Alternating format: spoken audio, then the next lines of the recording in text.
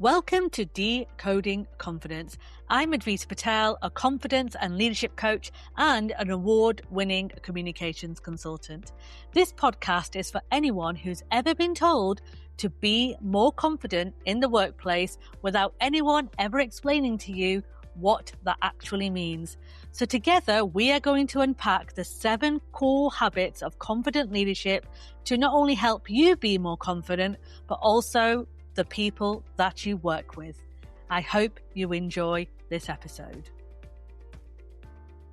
If you've ever walked away from a meeting knowing you should have said something, but you didn't say anything, or you promised yourself that you'd set better boundaries, but then you quietly ignored them again, then this episode of Decoding Confidence is definitely for you. Because today we're going to be talking about integrity. And I'm not talking about the type of integrity that's like the glossy leadership version of integrity. I'm talking about the everyday kind, the kind that quietly shapes our confidence long before anyone else notices. This chapter, when I wrote it for my Decoding Confidence book, it was a really important chapter for me because confidence that isn't rooted in integrity can feel a bit fragile. So you can build your skills, you can polish how you show up, you can even kind of master influence and impact. But if there's a gap between what you believe and how you behave, confidence will never quite work for you and it'll always feel a bit unsettled. So if we unpack why integrity matters so much and how values also sit underneath it, and what you can do when pressure makes alignment a bit difficult, then that's what this episode is going to be about. But before I get into it, I want to talk about what integrity really is. Like with all of my episodes, I like to define it. It's really important for you to know that integrity isn't about being perfect. And it really isn't about having all the right answers. And it definitely isn't about being like morally more superior than anyone else. At its core, integrity is about alignment and it's about believing what you believe, what you say, and most importantly, what you do. It's that whole thing, right? Walk the walk, talk the talk, practice what you preach. That's what integrity is. And it's especially important when things become a bit awkward. And it's especially important on how you behave when no one is watching. So if you think about that last promise you broke to yourself, it's things like, I'll log off earlier, but you don't. I'll have that difficult conversation, but you don't. I'll speak up next time, but you don't. Those moments might look a bit small, but they really matter because every time and each time we drift away from our values and our integrity, confidence takes a hit and our self-esteem takes a hit. And research backs this up as well. Leaders who act consistently with their values are generally seen as more trustworthy than the teams that report higher engagement and stronger performance. And that's the research and studies done by Kuznets and Postner. So I'll make sure I share their study in the show notes. And integrity doesn't just shape how others experience you, it also shapes how you experience yourself. And that's important to remember. And that leads me quite nicely into values because values are our kind of inner compass, right? They aren't those corporate wallpaper values that we see in organizations. They're not the words that we dust off in interviews or on our performance reviews. It's the thing that kind of kicks in when situations get a bit messy or a bit political. There's lots of things at stake. And one of the stories I kind of want to share with you on how I got involved in this work, it's with a wonderful person called Jackie Le Fevre. And Dr. Jackie was somebody that I met about 8 years ago now. And 8 years ago, I was at a crossroads in my career. I was struggling to articulate and understand what direction I wanted to go in next. And I was stuck. And it was around the time I was doing my confidence work and I was trying to figure out who I was. The one thing to remember is that we spend quite a lot of our time being told who we should be. From the moment we kind of enter the system, from schools and colleges, and if you went to university and then workplaces, you kind of get told how you should behave and who you should be. From the report cards that you get from your teachers to the appraisals you get from your managers, through advice and guidance you may get from mentors. So by this point, when I saw Jackie, I was probably around 16 years into my career. And I was feeling quite lost, to be perfectly frank with you. And I didn't know what direction to go in. I wasn't quite sure who I was. And Dr. Jackie was introduced to me as somebody who could potentially help me understand myself better. So Jackie and I spoke, and she introduced me to a values assessment that she uses called it's called Mini Essence. And I'll put all the links to Jackie's work in the show notes. If you're interested in participating in this, then you know where to go. So I did this values exercise, and there's probably about 200 questions from recollection. And when people used to ask me what my values were at that time before I did Mini Essence, I thought I knew them. I was like, yeah, I'm honest. I am transparent. I'm credible. I definitely want to make sure that people see me with integrity. And I felt that I kind of knew what they were, as we all would. If somebody said to you, like, what are your values? You probably could throw some words out there, right? Generally. Anyway, when I did this assessment, my number one value was credibility. And I was really chuffed, to be honest with you. I was like, oh my goodness, I am so pleased that this has actually come out from my assessment. And as I was talking to Jackie, she said to me, credibility is your number one value, which is great. And I was like, yeah, I'm really pleased with that. I'm so pleased that that's comes through in my behavior. And she goes, however, you need to understand how it can also stop you progressing. And she explained to me that even though credibility was my number one value and is a core part of who I was, it was also important for me to understand where that value could also stop me progressing. In the sense that, because credibility was so high up there for me, I never moved forward unless I had a certificate or a qualification behind me to prove that I could do that work, even though I had plenty of experience for that. And that was like a massive epiphany for me. And I realized actually, I spoke about waiting for other people's validation for me to progress, but I also validated myself through certificates and qualifications. And that's not a bad thing. But for me, it wasn't great because it was causing me to pause and procrastinate and not move forward. And as Jackie kind of explained the whole value system with me, and values more like living systems rather than static labels. Like I mistook values before as static labels. So I used to say, I'm really credible. I have a lot of integrity. And there were labels, right? She explained to me that it's so much more than that. It's so much more than a label. And this is where I understood the term satiable and insatiable. And satiable are things like values that align to things like security or stability. And once you've got enough and you've done a lot around that, it doesn't really add much more. So you can't do any more than what you're already doing. But then there are other values that are called insatiable. And insatiable values are things like power and status and constant growth.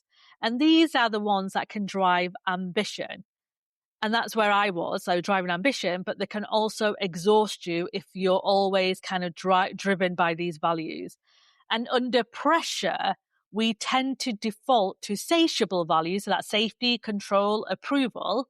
And that's when you can feel like a different person in a stressful environment, even though your core values haven't changed. And I talk more about this in my book, and I want to do a specific episode about satiable and insatiable values as well in the future. So look out for that. And when I did my decoding confidence survey, 38% of those leaders who answered it said that they checked decisions against their values. That means that majority of people don't check what influences their decisions, and values aren't clear to them. And that's when their integrity starts to wobble a bit. And that's why I'm such a advocate and so passionate about understanding what our personal values are. Because if we don't know what these are and we don't know what is driving us to make the decisions that we are making and how we react in certain situations, then our integrity is going to be put in question. So if you don't know what your values are and you're not certain about how to even get this work started, like I said, in the show notes, I want to put some links which I think you'll find helpful. One, to Jackie's work, and she's incredible, and she's been such a support to me. And I now ask all my coachees to do the values work with Jackie before we start our coaching conversation. And I'll also put some stuff in there from Brené Brown as well, who talks about this work just as passionately. And hopefully some of that work will help you understand and recognize what your values are. So check it out and see what you think. And let me know how you get on with it, by the way. I want to hear your experience with doing this work. So now I want us to talk about misalignment and how that erodes confidence. And what I mean by misalignment is how our values may misalign with our goals. So psychologists call this cognitive dissonance. And it's that uncomfortable tension when your actions don't match what you believe.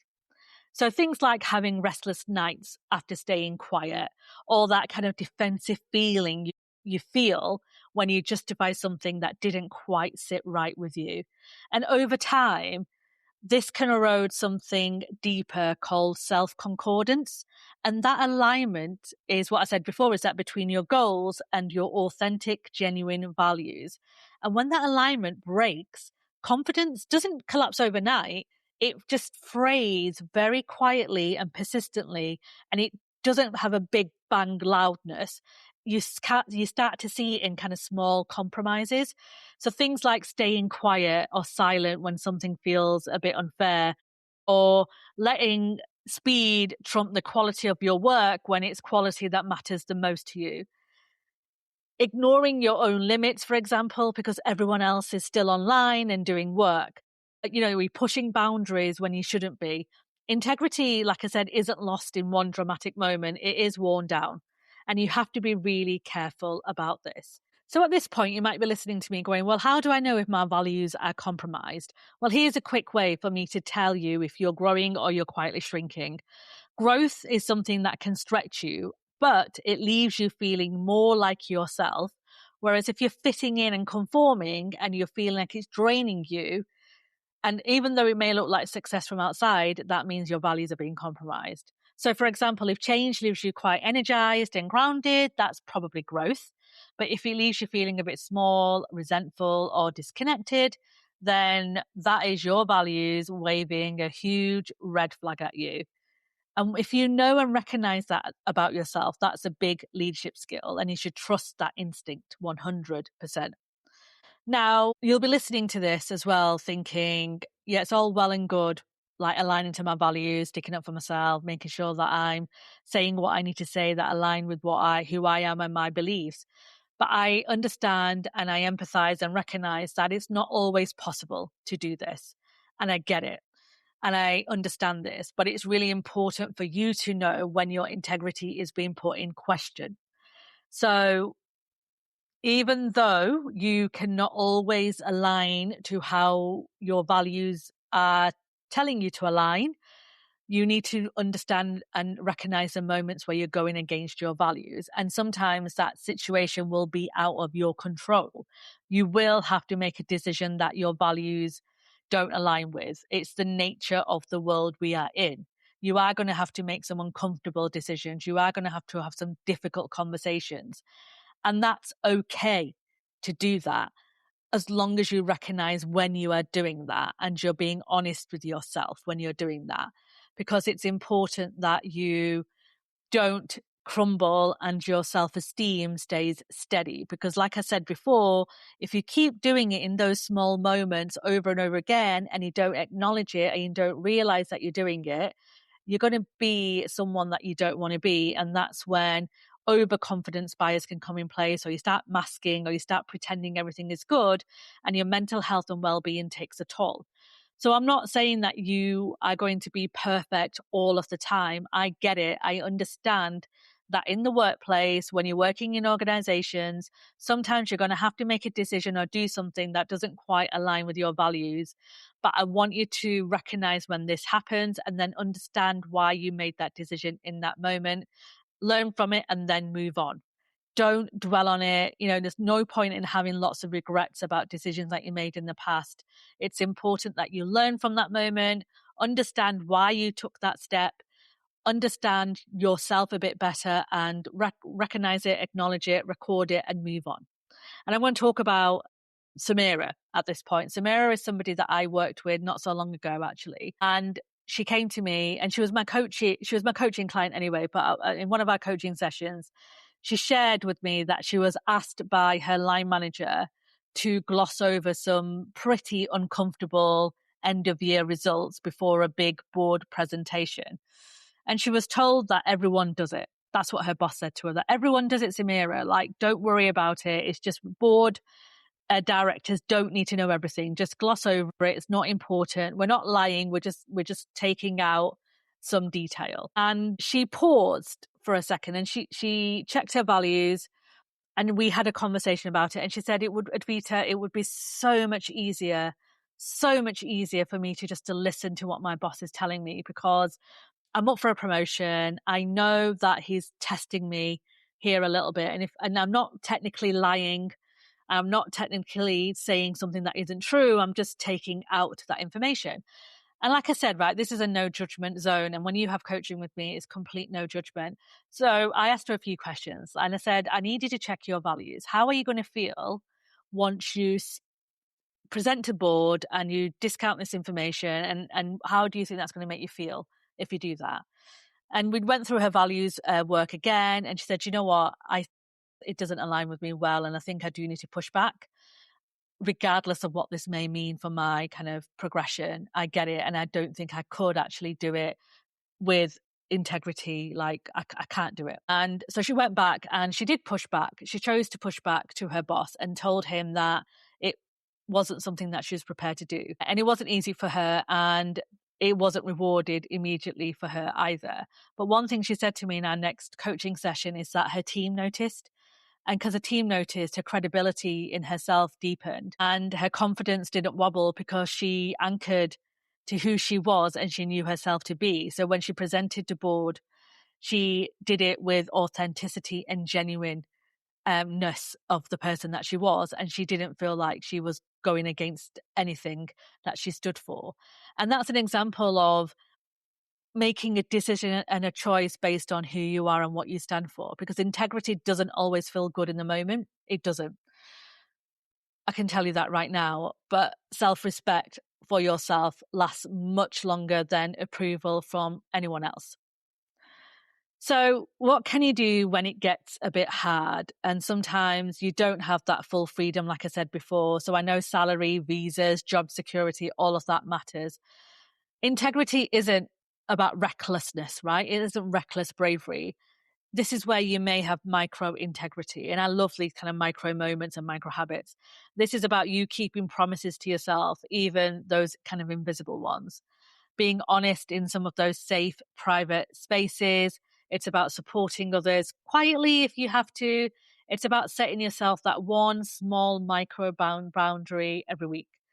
Find allies who share those values as well, because these are the actions that's going to protect your sense of self when those bigger choices aren't available to you.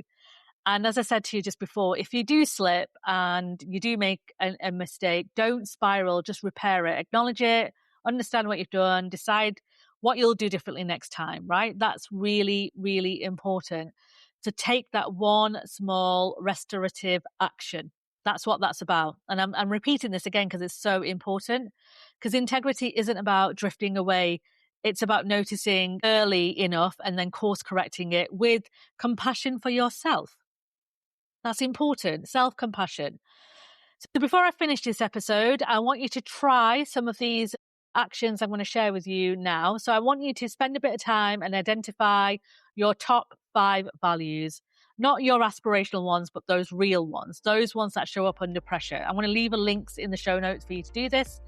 Do a weekly values check-in, even if it's 5 minutes. So where did I lift them? Where did I drift? Where did I have to make a difficult decision? And then practice those micro integrity moments, like I said. So keep that one promise that you keep breaking, like logging off early or going to yoga or going outside for a walk. And then have that one honest conversation with yourself. So let your values guide the tone rather than leading you by fear.